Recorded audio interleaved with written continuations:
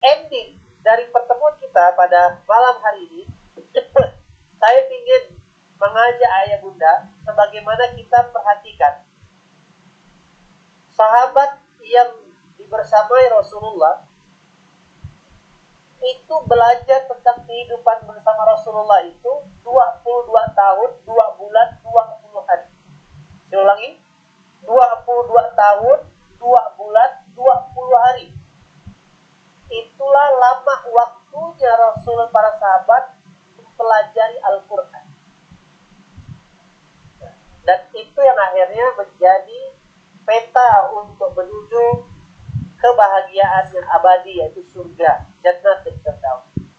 Maka saya ingin menjadi teman ayah bunda. Saya tidak merasa saya yang paling pintar, tapi terus belajar. Paling tidak hari ini yang saya rasakan, background saya sarjana teknik, baru belajar dakwah, belajar Quran 10 tahun yang lalu, 2013. Dan sejak saat itu saya putuskan ingin mewakafkan, mendedikasikan segala yang Allah titipkan di jalan dakwah. Dan ternyata benar ayah bunda, dulu saya pikir keberhasilan itu adalah kerja keras. Keberhasilan itu keterkenalan.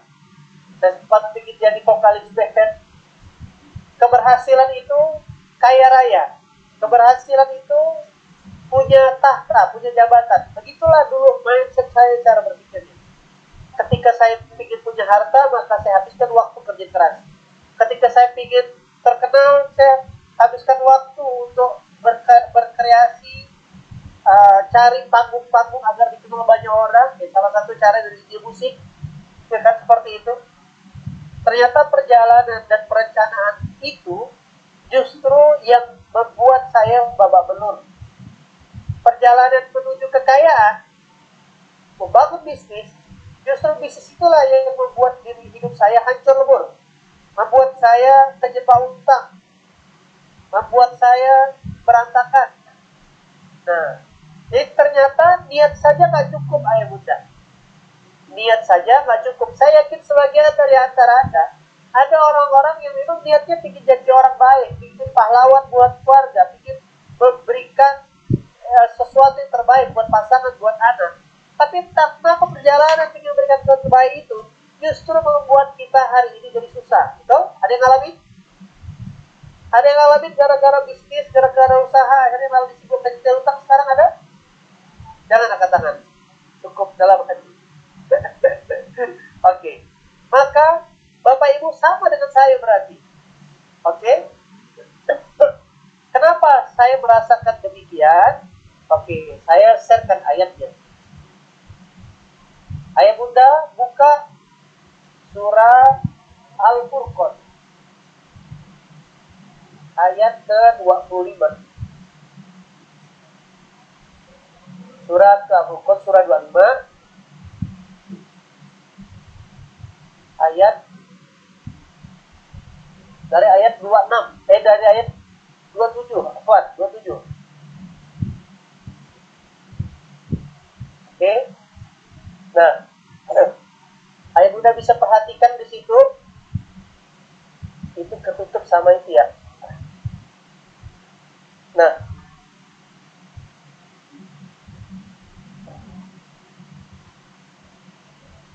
di ayat ke-27 kita bisa sama-sama ngelihat dan membaca.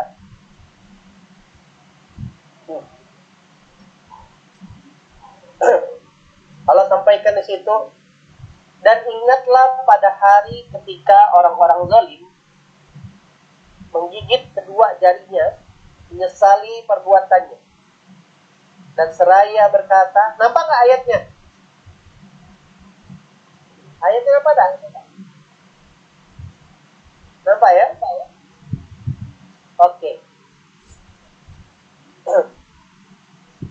Hari ketika orang-orang zalim menggigit kedua jarinya sambil berkata, wahai sekiranya dulu aku mengambil jalan bersama Rasulullah.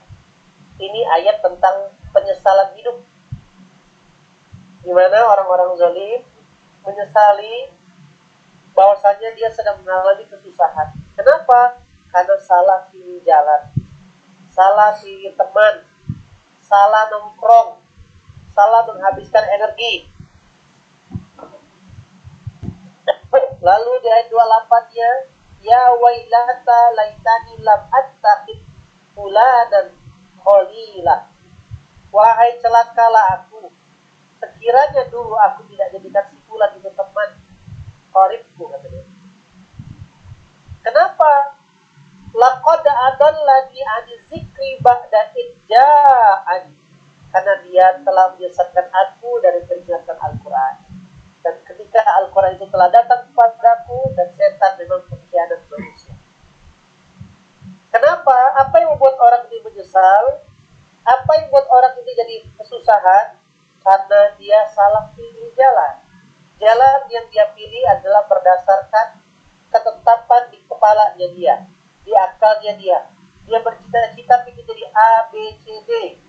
Dia ingin, dulu cita-cita saya jadi dokter karena saya nggak punya uang, akhirnya nggak kuliah kedokteran. Ya kan? Dulu cita-cita saya ingin keliling Indonesia, membesarkan bisnis.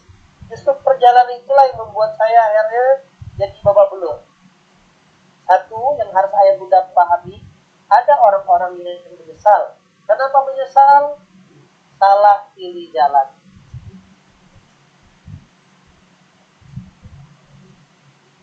Oke, karena salah pilih jalan. Surah 25 ayat 27 sampai 29. Jalan apa yang dia pilih? Jalan yang dia tentukan sendiri tanpa bertanya kepada sang pemberi kehidupan. Maka disebutkan di surah 25 ini, di ayat ke-43-nya, sudah engkau melihat, wahai Muhammad, orang yang menjadikan keinginan sebagai Tuhannya. Apakah engkau akan jadi pelindungnya? Jadi ada orang-orang yang menjadikan, ya kan, keinginan sebagai Tuhan.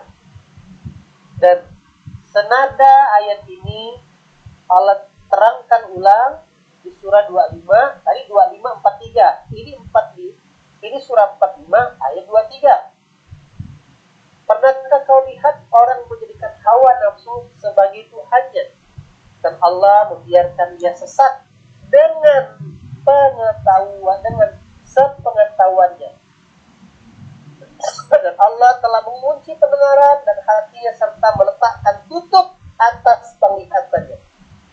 Siapakah yang akan mampu memberinya petunjuk? Jadi, ayat ini itulah yang saya alami. 25 ayat 43 dan 45 23. Apa isinya? Menjadikan hawa nafsu sebagai Tuhan. Nah, inilah yang membuat saya babak belur. Saya memaksakan Allah, saya mendikte Allah, harus punya bisnis seperti ini, harus punya harta seperti ini, harus punya pasangan hidup seperti ini. Saya lupa, saya ini hamba, Allah adalah Tuhan. Maka kesusahan itu dimulai ketika manusia sibuk dengan keinginannya, lupa dengan keinginan Allah. Kesusahan dimulai ketika manusia sibuk dengan keinginannya, lupa keinginan Allah. Ketika Nabi Adam melupakan keinginan Allah untuk tidak mendekati atau makan buah khuldi, maka disitulah Nabi Adam dihukum sama Allah. Ketika Nabi Yunus melupakan peringatan Allah, jangan baper dalam berdakwah, disitulah Nabi Yunus juga dihukum sama Allah. Maka kapan kesusahan hidup dimulai? Ketika manusia sibuk dengan keinginannya, lupa dengan keinginan Allah. Inilah dia ayatnya. Baru mulai udah nancep kayaknya ayatnya. Sudah mulai berubah dari wajah-wajahnya. Coba ambil tangannya kayak gini, tangannya coba dikedepankan kayak gini. Ikut saya. Tangannya dikedepankan. Oke, lalu angkat pelan-pelan. Tatap telapak tangannya, bayangkan itu kaca. Ikuti mantranya, ikuti kata-kata saya. Sepertinya. Saya kenal. Siapa pelakunya? Siapa yang sibuk dengan keinginannya? Lupa keinginan Tuhannya. Yang sekarang sedang susah. Dilihat dari kaca ini kayaknya saya kenal siapa orangnya. Kenal tak orangnya siapa? Siapa orangnya? Kayak ini langsung angkat tangan. Saya Ustaz. Bagus, itu jujur. Nah, jujur siapa? Siapa pelakunya? Nah, alhamdulillah, ini mahal. Karena antum sudah mengakui, saya lompat. Saya lompat dulu sebelum masuk ke materi. Pengakuan dosa adalah pintu pertolongan Allah. Mana ayatnya? Surah 7 ayat 23, cerita Nabi Adam. Rabbana zolamna akhir zolim ya Allah. Mana lagi ayatnya? La ilaha illa anta subhanaka inni kuntu minaz zalimin. Nabi Yunus, maaf zolim, diselamatkan Allah diperhatikan. Mana lagi ayatnya? Surah 28 ayat 16. Rabbi zalamtu nafsi. Kisah Nabi Musa. Nah, saya tak bahas ini detail ya. Saya pertemuan perdana ini saya cuma bicara kerangkanya dulu, helikopter view-nya. Nah, mana lagi? Surah 38 ayat 35. Nabi Sulaiman. Ini pengakuan dosa para nabi. Setelah mereka mengaku dosa, maka di ayat berikutnya kalau kalian lihat, Allah turunkan pertolongan. Di ayat 88 pertolongan Nabi Yunus. Di ayat 2 surah ayat 35 pertolongan Nabi Sulaiman.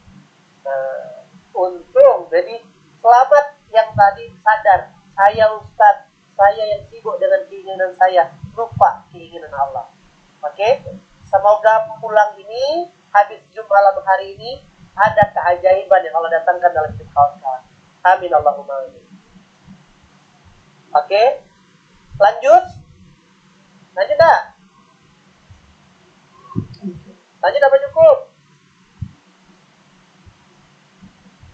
Lanjut, Oke. Saya balik ke sini. Untung ada Bang Ridwan kita yang sedang jaga malam. Semangat Bang, tetap semangat, tetap siaga. Ini baru mantap.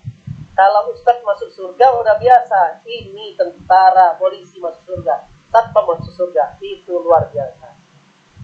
Mantap. Kalau semua yang jaga ngaji kayak gini, aman Indonesia. Oke? Nah, jadi teman-teman yang dirahmati Allah, ingat, akar persoalan itu adalah ketika saya, ini saya cerita diri saya dulu nih, ketika saya menjadikan kecerdasan saya sebagai Tuhan, saya menjadikan keinginan saya sebagai jalan hidup. Padahal kita harus sadar diri, kita ini makhluk Allah, ciptaan Allah, dan kita diciptakan hanya untuk menjalankan tugas-tugas darinya. Kita kebalik, Allah yang kita suruh jalankan tugas kita. Ya Allah tolong dong ya Allah, aku cinta sama dia. Ya Allah tolong ya Allah, semoga aku dapatkan jabatan ini. Ya Allah tolong dong ya Allah, semoga bisnisku besar. Kata Allah, kan aku yang menciptakan linteng, saya tinggal mengatur aku. Betul lah kawan-kawan? Coba pegang kepalanya. Pegang kepalanya. Ya Allah, itu saya ya Allah. Bodoh kali ya, ikut ya Allah. Ampunkan aku ya Allah. Ampun aku ya Allah. Salah selama ini kita. Betul tak? Yang benar Allah yang ngatur kita atau kita yang ngatur Allah? Mana benar. Yang pertama, Allah yang ngatur kita. Yang kedua, kita ngatur Allah. Mana yang benar? Yang pertama apa yang kedua?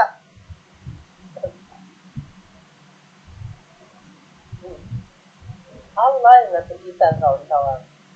Nah, itulah yang membuat saya apa benar tadi. Oke, kita lanjut sampai di sini ya. Jadi ini loh akar persoalan. Jadi kalaupun kita kena tipu, hari ini sakit, bisnis bermasalah, tanah sengketa, itu hanyalah asbab. Itu hanyalah hukum akibat daripada sebuah sebab yang kita lakukan. Kayaknya tidak ada hubungannya antara, mohon maaf ya, waktu masih muda, ya kan, waktu masih muda, pacaran, lalu hamil, lalu aborsi. Kayaknya tidak ada hubungannya. Tapi begitu setelah menikah, 7 tahun kemudian, setiap hamil, ini tidak halal, setiap hamil keguguran, hamil keguguran. Untung dia ngaku dan bertobat, lapor sama gurunya. Pastilah sholat tobatnya, Allah perkenankan ampunan, sehingga Allah kasih keturunan. Kalau tidak, habis. Dikerjain sama Allah, kawan-kawan. Kayaknya tidak ada hubungan. Dia merampok uang rakyat, dia korupsi, dia bawa rezeki yang haram, dia membuat malah dengan curang, jatah orang diambil, jatah rezeki hanya orang diambil, dia tahan, dia bawa pulang ke rumah yang rezeki, bawanya harta, anaknya dikasih ATM, dikasih kartu kredit, istrinya dikasih kartu kredit, tiap bulan dikasih uang 100 juta. Apa yang terjadi?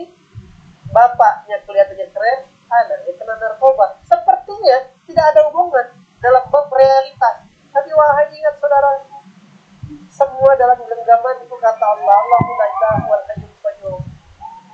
Aku yang mengatur semua kehidupan ini, teman-teman. Maka tak ada satupun yang terlepas dari pantauan itu kata Allah. Nah, maka kalau mau dapat keajaiban, mau memperbaiki diri, sebelum langsung apa amalannya Ustaz? Apa solusinya? Bukan. Karena kalau orang langsung melompat ke amalan, orang melompat kepada solusi, lupa penyebab peristiwa kesusahan dalam dirinya, maka peluang dia jatuh lagi akan terjadi. Seperti itulah saya. Saya lewati hampir mungkin ya episode 1, 2, 3, 5 kali kebangkrutan. Pertama 200 juta. Yang kedua 1,8 miliar. Yang ketiga uang dibawa lari 500 juta. Yang keempat tiket umroh 400 juta. Yang terakhir pokoknya itu peristiwa-peristiwa yang dimana saya mengalami kerugian. Oke. Akhirnya saya merenung, kenapa peristiwa kebangkrutan dan kerugian materi terus berulang. Ternyata setelah usut punya usut, cek punya cek, saya sadar bisnis yang saya jalani selama ini itu mengedepankan nafsu. Ketika saya sudah ketagihan ngurusin bisnis, saya kadang lupa urusan sholat. Saya lalai azan berkumandang, bukan tak sholat, tapi sholatnya tertunda. Saya lupa berduaan membaca Al-Quran. Saking, padahal niat sudah benar, niat bisnis itu bahagia keluarga. Tapi saya lupa. Kata Allah, kata Allah, kan aku suruh kau ingat aku. Aku suruh kau jalankan perintah aku. Masa kau sibuk dengan dirimu, lupa dengan itu. Nah, begitulah. Sampai saya ketemu satu titik dalam sebuah perenungan, perasaan saya, sahabat Rasulullah itu kaya raya, tapi tidak kerja keras, kerja berkeras benar seperti yang saya alami. Dulu siang bagi saya siap, malam juga siap. Sampai jam 12 malam, satu malam dari uang. Nah, berangkat dari titik itulah, saya mulai timbul penasaran.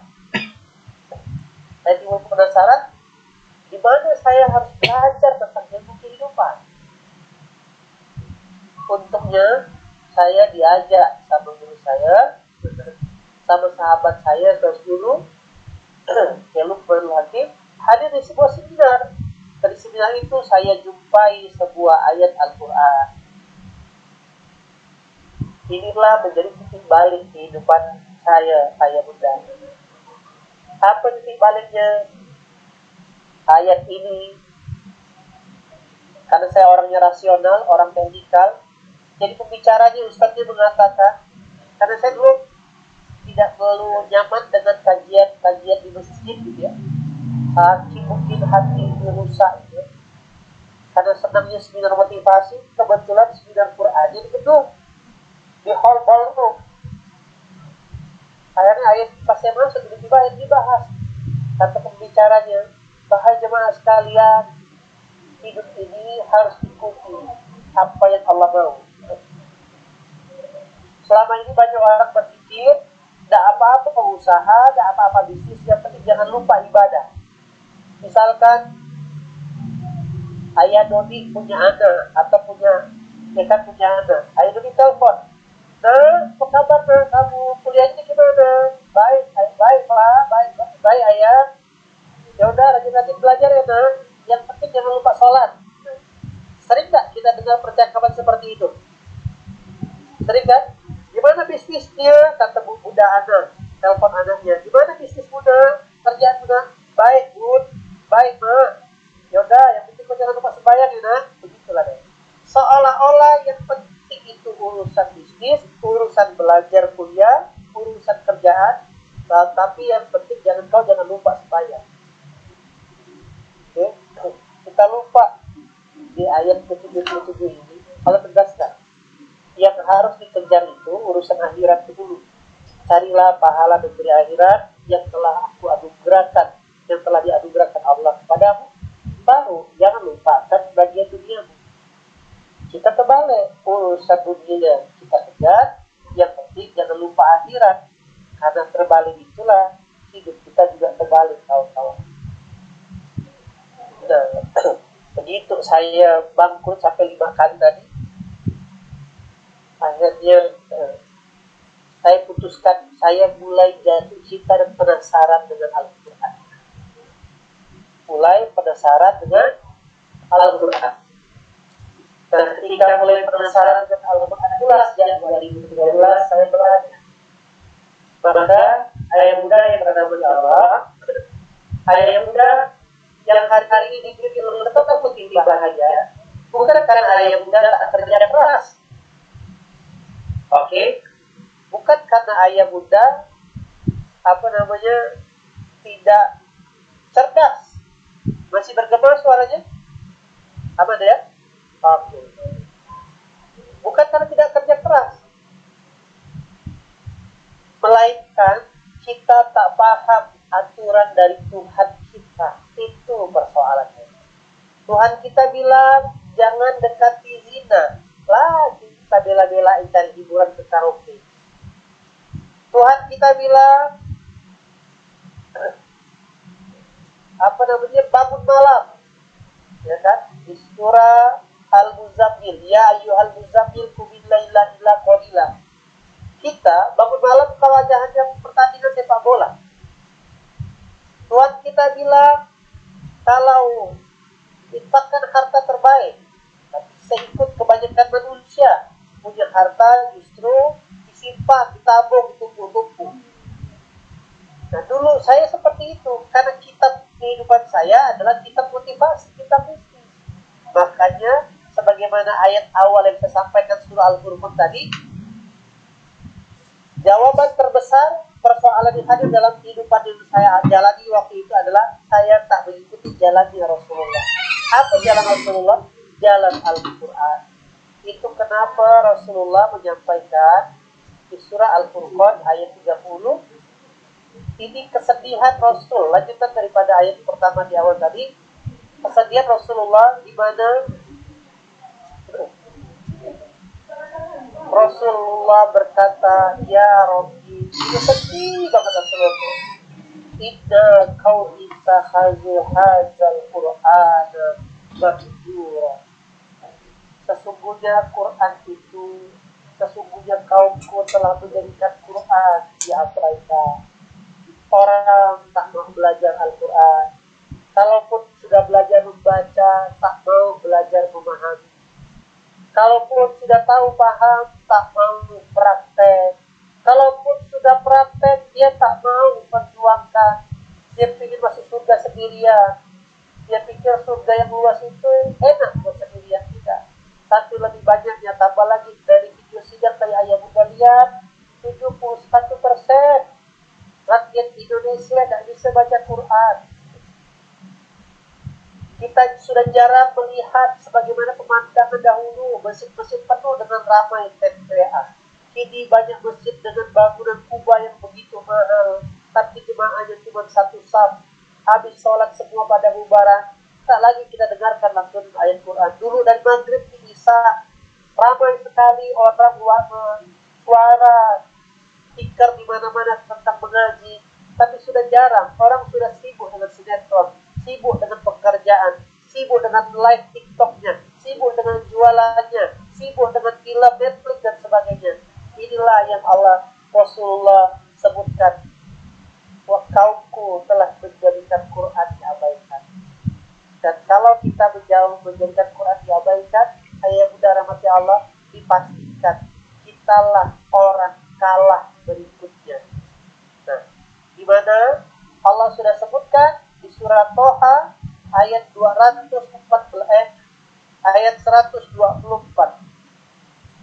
Barang siapa, kata Allah, yang berpaling dari peringatanku, maka sungguh dia akan mengalami kehidupan yang sempit. Kalau dia fokus dengan cara berpikirnya saja, mengabaikan peringatan Allah, maka Allah katakan, wahai hambaku, maka aku pastikan engkau akan menjalani kehidupan yang sempit. Oke? Satu. Yang kedua yang mengerikan adalah, dan orang-orang tersebut yang mengabaikan Al-Quran dibangkitkan dalam keadaan buta di hari kiamat kelak. Lalu mereka bilang, ya Tuhan, kenapa engkau kumpulkan aku dalam keadaan buta, padahal dulu aku dapat melihat.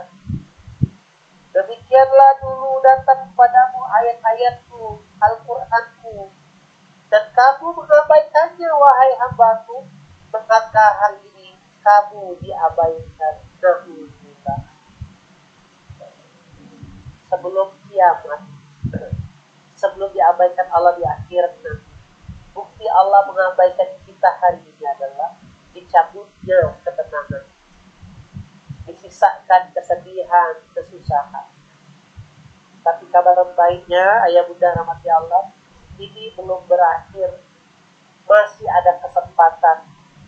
Maka adapun pertemuan malam hari ini sebagai pembukaan, saya menawarkan diri, ingin ngajak ayah bunda ngaji bareng, mau gak kira-kira? Kita belajar Quran bab-bab awal tentang rezeki. Kita belajar Quran, baca Quran dengan benar, mau gak kira-kira? Tapi komitmen. Mau? Coba komen dulu. Bang Nabil tolong hitung. Kalau yang komen sampai dari 50%, nanti kita lanjutkan programnya. Coba komen, cek, mau enggak? Saya menawarkan diri, pengen ngajak ayah bunda ngaji bareng. Mana? Mau? Terus lu mau? Saya izin minum dulu ya. Terus lu mau?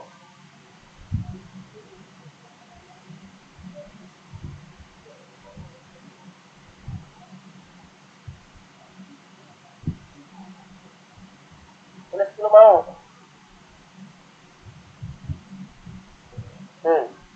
Berapa tuh? Mau. Mau.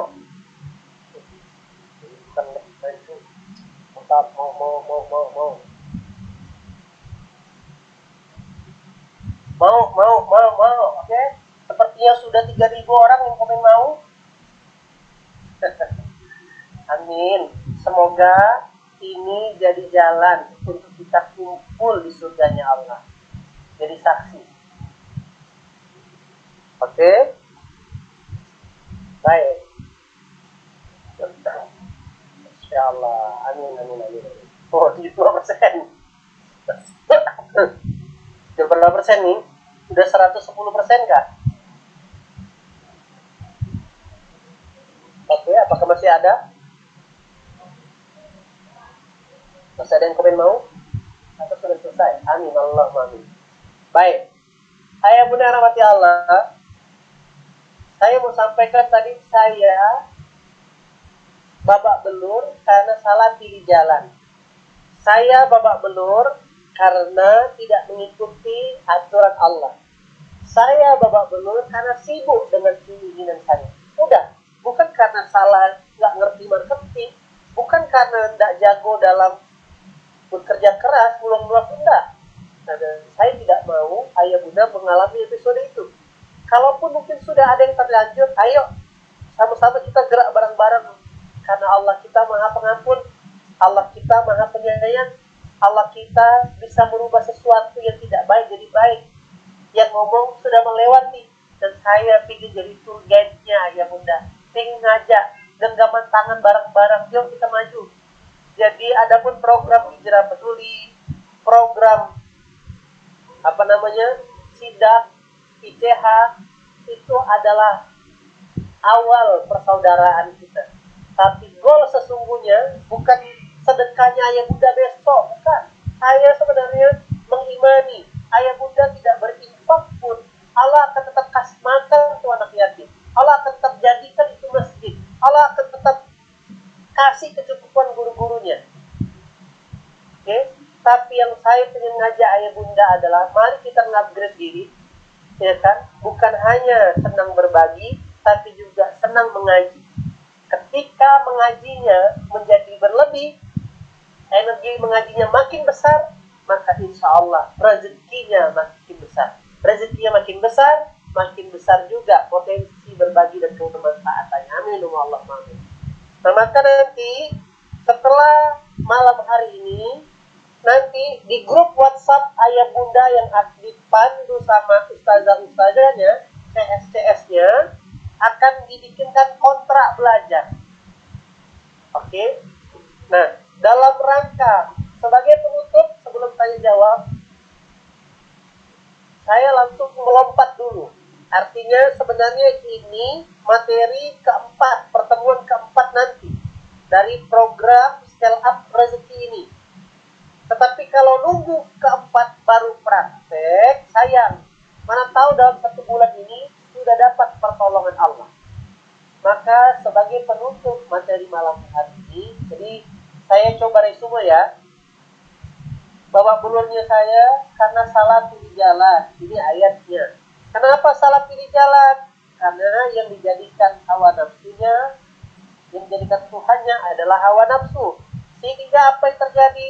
Saya sibuk dengan keinginan saya, lupa keinginan Allah. Oke, itu cara menyimpulkan materi malam hari ini. Nah, dan kabar baiknya, buat yang sudah kejedot, pengakuan dosa adalah pintu pertolongan Allah. Dan kalau kita masih saja mengabaikan, berarti kemana kita harus memulai? Gimana kita harus belajar? Mulailah memahami, berarti kan mulailah menjadikan Tuhan sebagai Tuhan sesungguhnya dengan memahami apa maunya. Bagaimana cara memahami maunya? Ikuti jalan Quran. Nah, kenapa? Dan Allah sudah kasih ancaman, kalau kau tak ikuti jalan Quran, maka kau akan kusempitkan dan buta di akhirat. Nah, begitu ya. Nah, maka mari kata kuncinya program Scale Up Rezeki ini adalah pintu awal untuk balik ke Quran. Oke? Nah, nanti dalam perjalanannya, nah, sebagai actionnya ngapain Ustaz? Ini dia. Saya kasih satu jurus dulu, satu amalan, satu ayat Al-Quran yang Allah jamin, Allah sendiri yang menggaransi. Innal ladzina yatluna kitab Allah, sesungguhnya orang-orang yang selalu membaca kitab Allah. Wa aqamus shalah, menegakkan salat. Wa aqamus salat wa anfaqu mimma razaqnahum sirran wa alaniyah, infak diam-diam dan terang-terangan. Maka kata Allah, yarjuna tijaratan lan tabur, Maka kata Allah, dia tidak akan mendapatkan, maka dia akan mendapatkan perdagangan yang tidak akan pernah rugi. Nah, sejak saya ngamalkan inilah 7-8 tahun yang lalu, surah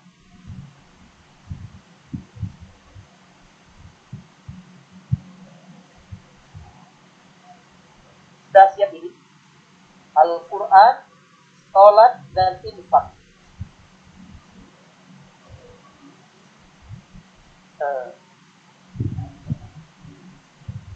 Oke, asli.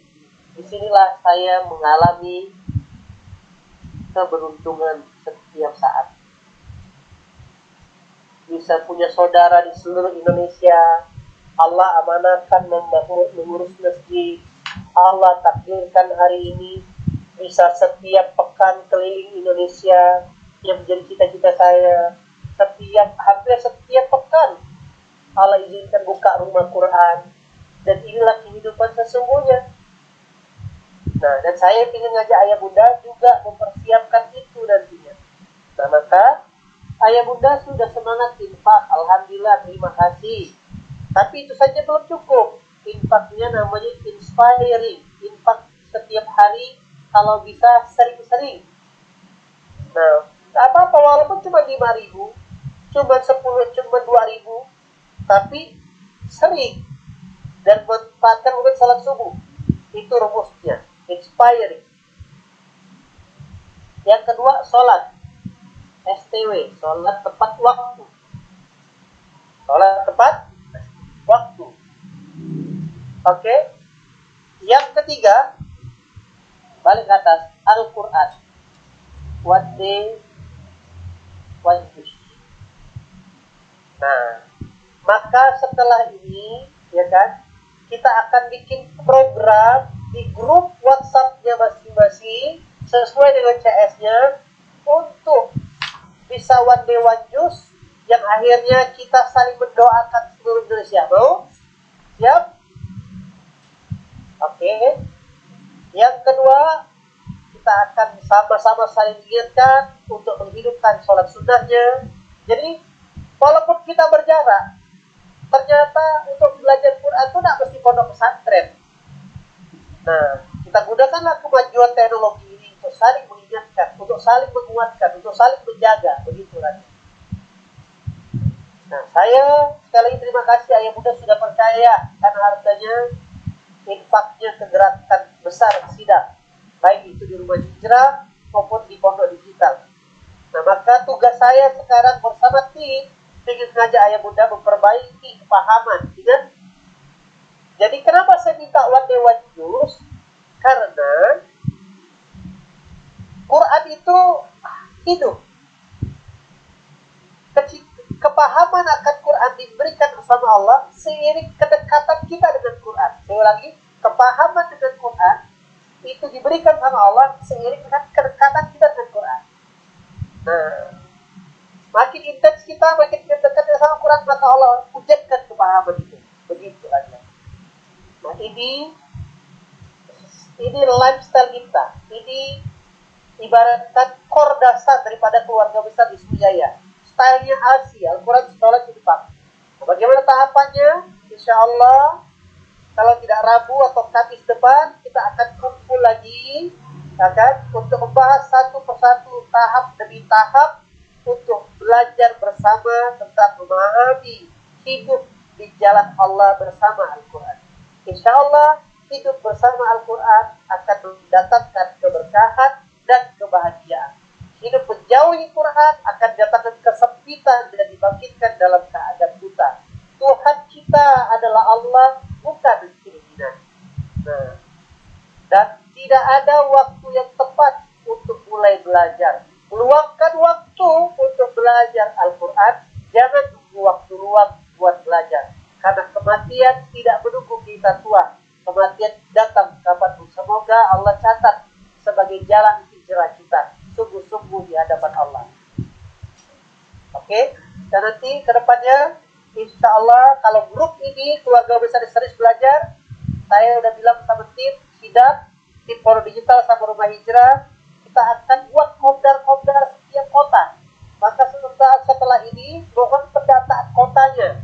Kita akan kopdar Jakarta, kita akan silaturahmi di Bandung, silaturahmi di Sumatera, silaturahmi di Makassar, di Jogja, Jawa Tengah. Nah, dalam rangka melanjutkan kebaikan ini dengan tujuan akhir adalah ayah bunda bisa punya mesin kebaikan sebelum wafat punya rumah Quran. Begitulah ya. Oke, itu Bang Nabil yang bisa disampaikan malam hari ini. Nanti mohon silakan komen di grupnya WhatsAppnya masing-masing dengan kata-kata saya siap jadi santri. Itu passwordnya. Nanti akan dikolab, saya siap jadi santri. Silakan komen dari situ ya. Saya siap jadi santri. Nah, saya teman belajar, bukan guru, bukan kiai. Saya teman belajar. Tapi pembelajar yang terbaik, itulah namanya santri. Saya juga masih santri. Siap jadi santri? Siap?